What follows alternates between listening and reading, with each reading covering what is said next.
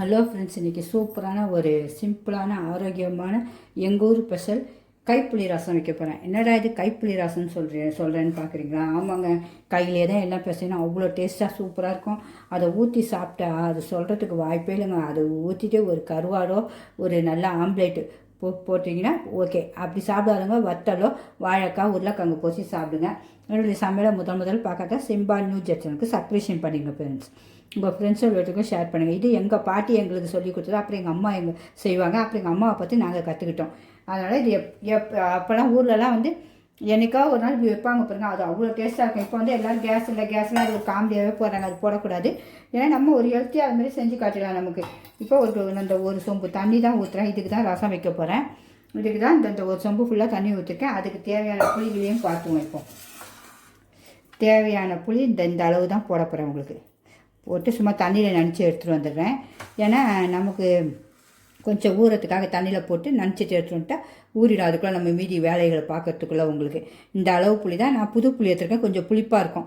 நம்ம அதுக்கு உங்களுக்கு புளி ரொம்ப புளிப்பாக இருந்துச்சுன்னா கொஞ்சம் இந்த அளவு போட்டுக்கங்க. அப்படி இல்லைன்னா பழைய புளினா நீங்கள் கொஞ்சம் கூட போட்டுக்கலாம். உங்களுக்கு என்னுடைய சமையல் பிடிக்கும்னு நினைக்கிறேன். இப்போ இதை போய் லைட்டாக தண்ணியில் மட்டும் நினச்சிட்டு வந்துடுறேன். நினச்சாச்சு. அதை அப்படியே உள்ளே போட்டோம். அது பாட்டு ஊறிட்டு கிடக்கட்டும். உங்களுக்கு புளி அந்த புளி ஊறினாதான் டேஸ்ட்டு உங்களுக்கு. நம்ம அதை சக்கையெல்லாம் எடுக்க போகிறது இல்லை. அப்புறம் இதுக்கு ஒரு என்னென்ன தேவைன்னு பார்க்கலாம். உப்பு தேவைக்கேற்ப ஒரு 4 சின்ன வெங்காயம் தான் போடணும். பொடிசாக அரிஞ்சு அதில் போடணும். அப்புறம் காரத்துக்கேற்ப எனக்கு 2 குண்டு மிளகாய் எடுத்துருக்கேன். குண்டு காஞ்ச மிளகாய் எடுத்துருக்கேன். அதை இப்படி நம்ம வடகம்பியில் நம்ம வடகெலாம் சுடுவோம்ல, சுட்டி எடுப்போம்ல, அந்த வடகம்பியில் இப்படி சொருவிட்டு நம்ம ஸ்டவ்வில் இப்போ பற்ற வச்சு சுடணும். இதை ஸ்டவ் பற்ற வச்சாச்சு. இப்படி சுடணும். நல்லா கையை இப்படியே ரவுண்ட் பண்ணி சுட்டுக்கிட்டே வரணும். மனம் அவ்வளோ சூப்பராக இருக்கும். அது நல்லா சூடு ஆறணுன்னே நமக்கு அது நல்லா நம்ம பிசையத்துக்கு சூப்பராக வந்துடும். பாருங்கள், ஸ்டவ் ஆஃப் பண்ணிட்டேன். இவ்வளோ தான் அப்படியே இது இருக்கட்டும்.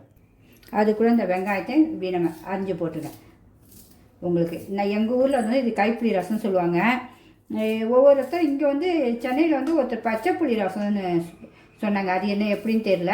எங்கள் ஊர் இது ஃபேமஸ். திருநெல்வேலி, தூத்துக்குடி, நேசரத்து, மூக்குப்பிரி அந்த சைடு இருக்கவங்களாம் கண்டிப்பாக இது தெரியும். எல்லா பாட்டிங்களும் கண்டிப்பாக வச்சுருக்காங்க. கருவாடு சுட்டு கூட கொடுப்பாங்க. அவ்வளோ டேஸ்ட்டாக இருக்குங்க. உண்மையாக அந்த லைஃப்லாம் திருப்பி நமக்கு கிடைக்குமான்னு தெரியல. இப்போ இந்த கருவேப்பிலையும் ஊறியும் கொத்தமல்லிலாம் கிடையாது, மிளகா காரம் இப்படி கிள்ளி இப்படி போட்டுடணும். அவ்வளோதான், பொடிசா. அப்புறம் இது ஆரிச்சான்னு பார்ப்போம். ஆரிச்சு இதையும் இதில் போட்டு நல்லா பிசையணும்.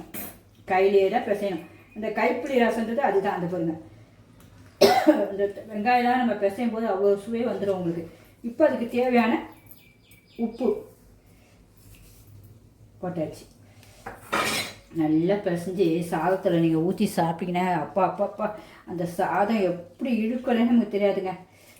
கண்டிப்பாக பிடிச்சிருந்தா ஒரு லைக் பண்ணுங்க ஃப்ரெண்ட்ஸ். உங்களுக்கு கண்டிப்பாக இது பிடிக்கும். டேஸ்ட்டும் அவ்வளோ அட்டகாசம். அந்த காம்போடு தான் பிசையணும். இப்போ டேஸ்ட்டு பார்ப்போம். செம்மையாக இருக்குங்க. உண்மையை சாதத்தில் ஊற்றி சாப்பிட்டீங்கன்னா அப்படி